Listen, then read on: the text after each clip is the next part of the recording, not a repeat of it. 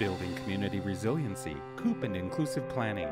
Key components to community resilience. Ken Rogers, chair of the Minneapolis Advisory Committee on People with Disabilities. As an organization, it's important that you not only prepare for emergencies, but that you ensure that your preparedness, response, and recovery efforts are inclusive and address the needs of the whole community, including individuals who are blind like myself, or people who have other disabilities. Disaster footage. As the potential for an emergency or disaster is increased, we not only need to be concerned about natural disasters, such as floods and fires, but also biological and man-made emergencies. Community-based organizations are now being called upon to join the wider efforts of preparedness, response and recovery. Disaster relief footage. Community resilience is the ability to recover from an emergency situation or disaster. Your organization and the services you provide can play an integral role in building the community's resilience. Nonprofits and community and faith groups can make the biggest difference because they have expertise and outreach, information and referral, and volunteer management. These organizations can provide a variety of services for a diverse group of individuals because they provide a direct link to the local community in a number of ways. A list appears. Knowing the unique attributes of the community and the people to whom they provide services, providing a bridge for communication, service provision, and problem solving for their clients, being a trusted resource, and offering community connections and local resources that can enhance response and recovery effectiveness. By increasing your organization's ability to be prepared, you are strengthening the capacity of our entire community to respond to emergencies and enhance the recovery process, both for the clients you serve and for the community as a whole. Do you have a system in place to identify those individuals who may be in need of support during an emergency? Be aware of the needs of your community. Nearly 20% of all Americans have a disability. Here are ways your organization may support inclusive planning. COOP, Continuity of Operations Plan. Barb Flonkert, Minnesota Department of Public Safety Functional Needs Planning Coordinator. Many community members may depend on the services you provide. A disruption or discontinuation of those services could have a negative impact. One of the best things your organization can do in an emergency is to continue providing services. You are the most qualified and trusted. Having a continuity of operations plan, or COOP plan, will increase the likelihood that your organization will continue to be reliable in times of disaster.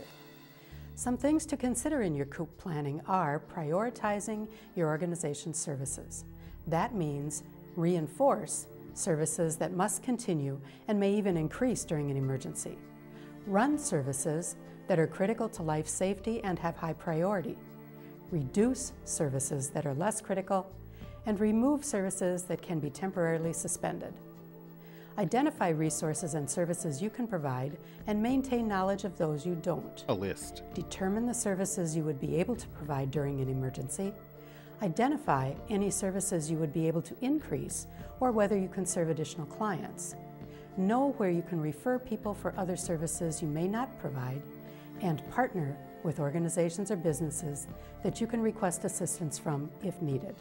Mobility. Margot Imdick Cross, Minnesota State Council on Disability Certified Accessibility Specialist. Over 14 million people have mobility disabilities, with 3.3 million people over the age of 14 using a wheelchair.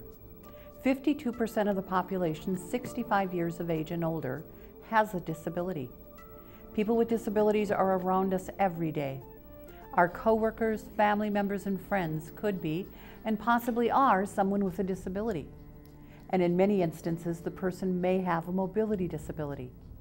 In the event of an emergency or disaster, many people will go to a shelter for a safe place to spend a few days and to get needed services. Many of the shelter residents will be people with disabilities. It may be a mobility disability, a sight or hearing disability, a cognitive disability or mental health condition, or a combination of conditions. People with disabilities are a natural and integral part of the community. If your organization is selected as a shelter, It needs to be accessible for people who are mobility disabled, as well as those with other types of disabilities. It's important to remember, most people with disabilities are not medically fragile and do not require a higher level of medical care than the general public. The ADA requires people with disabilities to be accommodated in the most integrated setting appropriate to their needs. People with disabilities should generally be housed with their families, friends, and neighbors in mass care shelters. It's important to keep families together. Buildings that serve as shelters, disaster recovery centers, or any type of gathering place following a disaster should meet minimum accessibility guidelines and provide basic access in the following areas: parking, path of travel, both exterior and interior, entrance, rooms and activity areas, bathrooms, emergency alert, and water fountains. It's important to remember that accessibility is not just for people in wheelchairs and those who use walkers. Many people with disabilities who are ambulatory will benefit from the access features as well. Ken Rogers. Do you have a plan with multiple communication methods to inform community members during an emergency, or a way for them to contact you?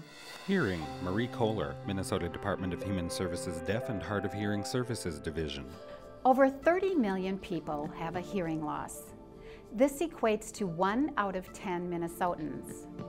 When communicating with individuals who have a hearing loss, consider that each person has their own preferred means of communication.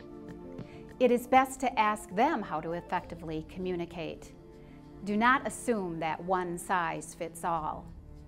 A person who is culturally deaf may request a sign language interpreter.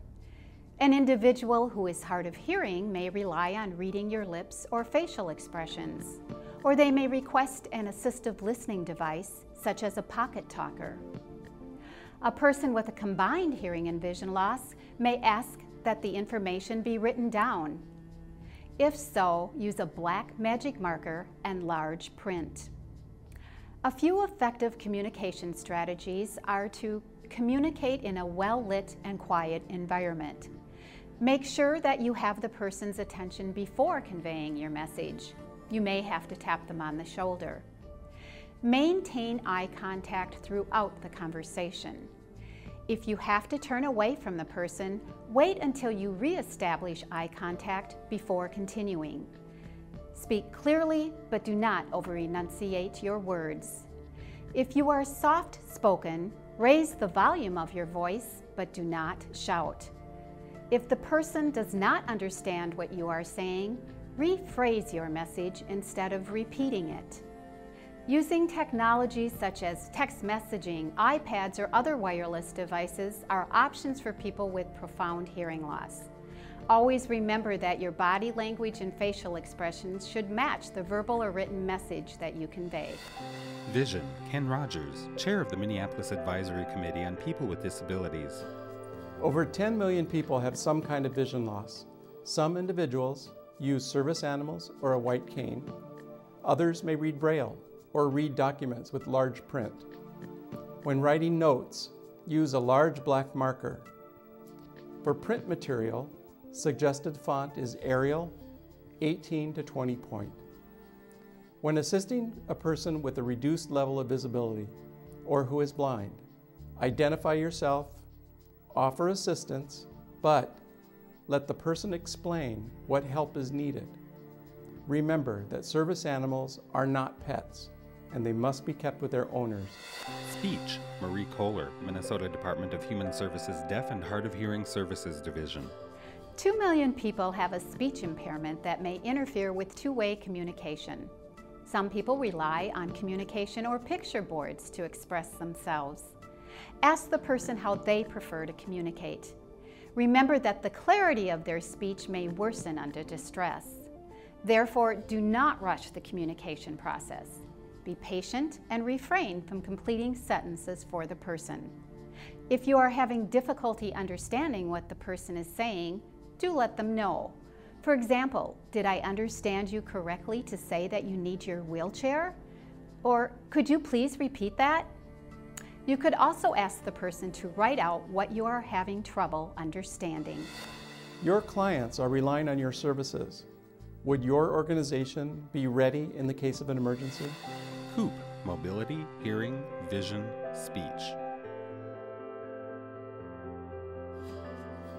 Value the strength of your organization and its ability to provide services in times of an emergency. Recognize these strengths and make plans to utilize them when needed. Creating inclusive plans will strengthen the community's ability to withstand an emergency and recover quickly. Emergency preparedness toolkits for community-based and faith-based organizations are available online at www.ci.bloomington.mn.us. Search Toolkit. Thanks to all those who made this project possible: Barb Vonkert, Marie Kohler, Margot Imdick-Cross, and Ken Rogers. For the City of Minneapolis, Pam Blixt, Kim Brown, CJ Harrison, and Janet Mengel-Coe. For the Minnesota Department of Health, Don Sheldrew.